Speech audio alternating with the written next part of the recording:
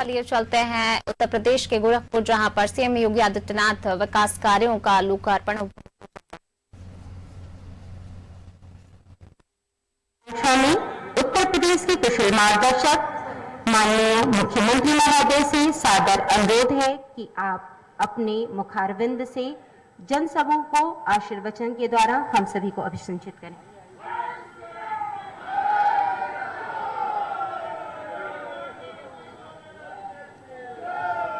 भारत माता की, भारत माता की, भारत माता की। गोरखपुर जनपद के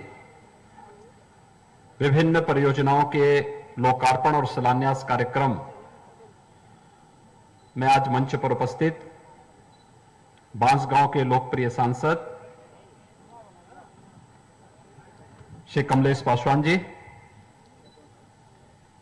गोरखपुर के महापौर श्री सीताराम जायसवाल जी, माननीय विधायकगण डॉक्टर राधा मोहन दास अग्रवाल जी, श्री विपिन सिंह जी, श्री फतेह बहादुर सिंह जी, श्री शीतल पांडे जी, श्री महेंद्र पाल सिंह जी, श्री संत प्रसाद जी, श्रीमती संगीता यादव जी, डॉक्टर बिमलेश पासवान जी, भारतीय जनता पार्टी के क्षेत्रीय अध्यक्ष डॉक्टर धर्मेंद्र सिंह जी, महानगर अध्यक्ष श्री राजेश गुप्ता जी, जिलाध्यक्ष युधिष्ठिर सिंह जी, हिंदिया वाहिनी के प्रदेश के महामंत्री श्री पी के मल जी, आज के इस कार्यक्रम में उपस्थित हमारे प्रशासन और पुलिस से जुड़े हुए सभी अधिकारीगण, विभिन्न संगठनों के यहां पर उपस्थित पदाधिकारी और उपस्थित भाइयों बहनों, एक साथ गोरखपुर के 9 परियोजनाओं के जिनकी लागत 76 करोड़ 39,29,000 है, इनका लोकार्पण का और 16 परियोजनाओं जिनकी लागत 54 करोड़ 20,12,000 है, इनके शिलान्यास के आज के इस कार्यक्रम के अवसर पर मैं मंच पर उपस्थित अपने सभी जनप्रतिनिधियों को हृदय से इन कार्यों में रुचि लेने के लिए बधाई देता हूं और आप सबका भी हृदय से बधाई और देते हुए अभिनंदन करता हूं। ये विकास आप सबके लिए फलीभूत हो। इन विकास कार्यों के माध्यम से न केवल बुनियादी सुविधाओं बल्कि इन विकास योजनाओं के माध्यम से हम विकास की एक नई ऊंचाइयों को प्राप्त करते हुए आर्थिक समृद्धि को भी प्राप्त करेंगे। इस विश्वास के साथ मैं आप सबको हृदय से बधाई देता हूं, अपनी शुभकामनाएं देता हूं।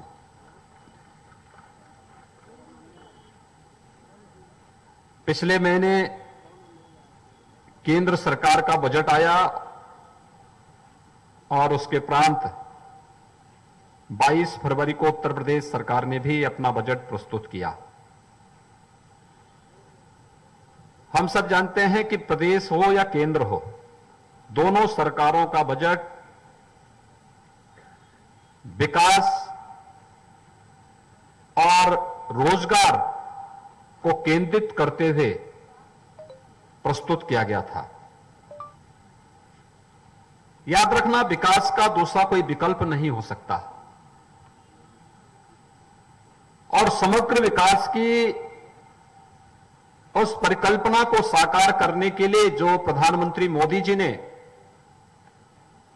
जिसके बारे में 2014 में इस देश की जनता के सामने कहा था, उसके अनुरूप विकास के कार्यों को आगे बढ़ाने के लिए जिस प्रकार की योजनाएं केंद्र सरकार बना रही है या केंद्र सरकार ने बनाए थे और आज वो मूर्त रूप लेते हुए दिखाई दे रहे हैं। 2017 के बाद प्रदेश के अंदर भारतीय जनता पार्टी नेतृत्व की सरकार ने भी उसी रूप में कार्य करते हुए अपने जो कार्य योजना लागू की थी, आज उसके परिणाम हमें दिखाई दे रहे हैं। प्रदेश का कोई जनपद, कोई लोकसभा सीट या कोई विधानसभा सीट या कोई विकास खंड ऐसा नहीं होगा, कोई गांव ऐसा नहीं होगा जहां पर विकास का कोई ना कोई कार्य या कोई ना कोई बड़ी परियोजना ना आई हो। हर एक जगह गया है, हर एक स्तर पर गया है। और गोरखपुर के लोग तो इसके जीते जागते उदाहरण हैं। कल केंद्रीय उर्वरक और रसायन मंत्री आए थे।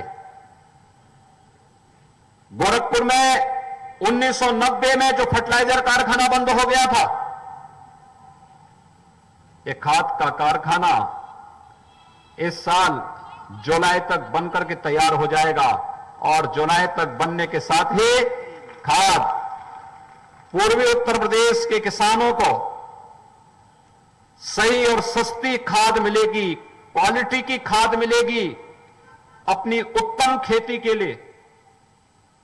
साथ साथ यहां के युवाओं को नौकरी और ढेर सारा रोजगार भी उसके माध्यम से प्राप्त होने वाला है।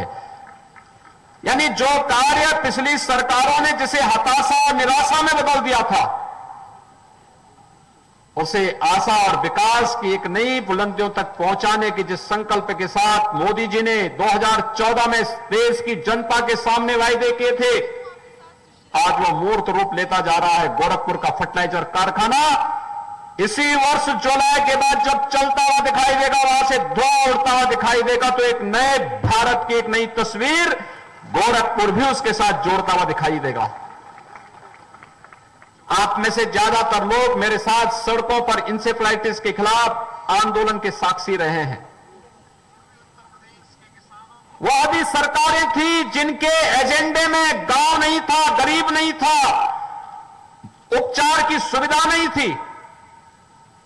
याद करिए, गोरखपुर में बिजली नहीं मिलती थी।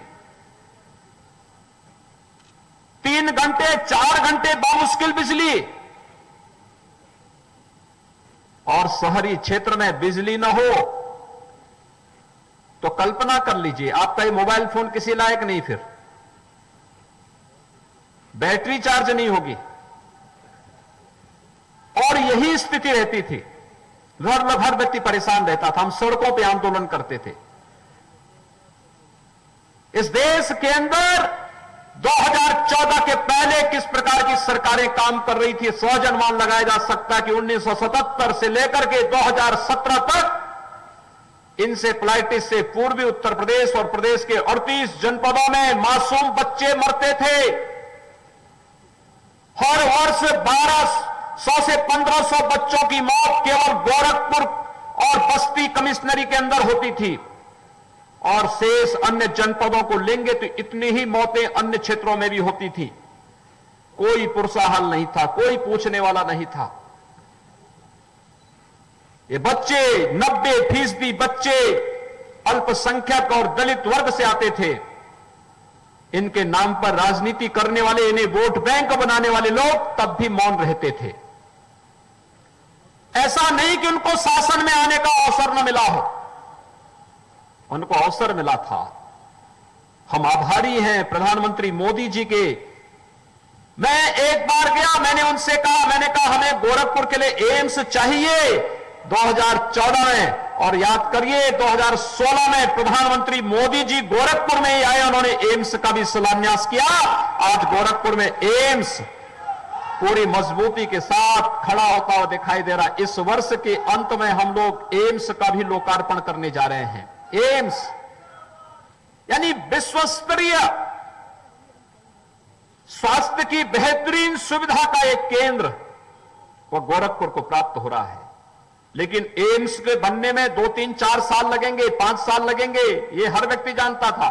उससे पहले प्रधानमंत्री मोदी जी ने गोरखपुर में बीआरडी मेडिकल कॉलेज में 7 नई सुपर स्पेशलिटी के लिए भी एक नया ब्लॉक स्वीकृत किया, और वह बनकर के तैयार हुआ। इस बार आपने देखा होगा, कोरोना के दौरान हमने उसी ब्लॉक को कोविड हॉस्पिटल बनाया था।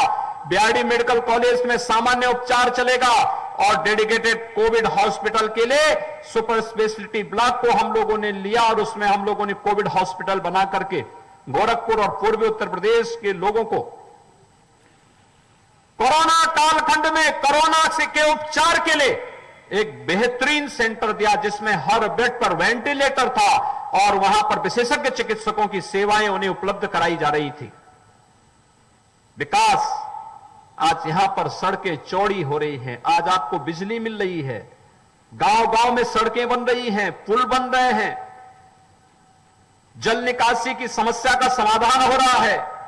शहर हो या गांव, अब यह आवश्यक नहीं कि किसी मंत्री, किसी सांसद, किसी विधायक या महापौर के ही घर की सड़क बनेगी।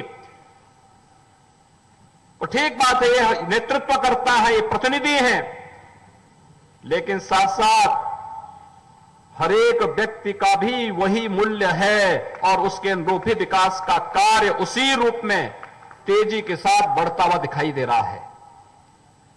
रोजगार का सृजन हो रहा है, नए नए उद्योग लग रहे हैं, नौकरियां आगे बढ़ रही हैं। 4 लाख नौजवानों को अब तक सरकारी नौकरी दे चुके हैं।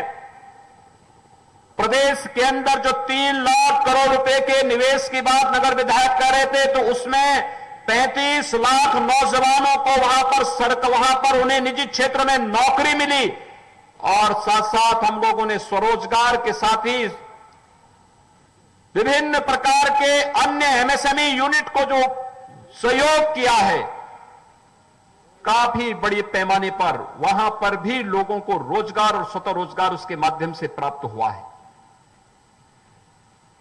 आज आप देख सकते हैं उत्तर प्रदेश के अंदर हर एक सेक्टर में, गोरखपुर में पहले एक वायु सेवा नहीं चल पाती थी, दिल्ली गोरखपुर के बीच में कभी आती थी, कभी बंद हो जाती थी, और आज 8 जगह के लिए गोरखपुर से वायु सेवा है। अगर किसी को गोरखपुर से मुंबई जाना है, हवाई सेवा है, कोलकाता जाना है, हवाई सेवा है, दिल्ली जाना है, सुबह से लेकर शाम तक वायु सेवा है, बेंगलोर के लिए है, हैदराबाद के लिए है। लगातार हर एक जगह को जोड़ने का काम तो हुआ ही है, लेकिन साथ साथ सड़कों की चौड़ीकरण का कार्य, अगर नेपाल जाना है, अब 1.5 घंटे में आप नेपाल पहुंच सकते हैं। पहले तो शहर के अंदर ही 1.5 घंटा लग जाता था। आज आप जाइए, एयरपोर्ट से निकलिए या रेलवे स्टेशन से निकलिए, नेपाल जाना है, 4 लेन की सड़क